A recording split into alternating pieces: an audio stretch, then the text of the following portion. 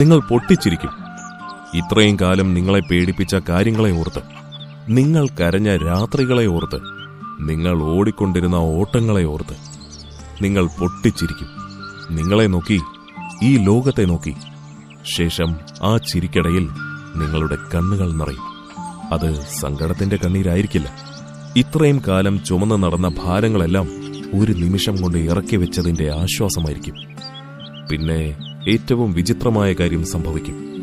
നിങ്ങൾ ഈ സ്വപ്നത്തിൽ നിന്നും ഓടിപ്പോകുവാൻ ശ്രമിക്കില്ല.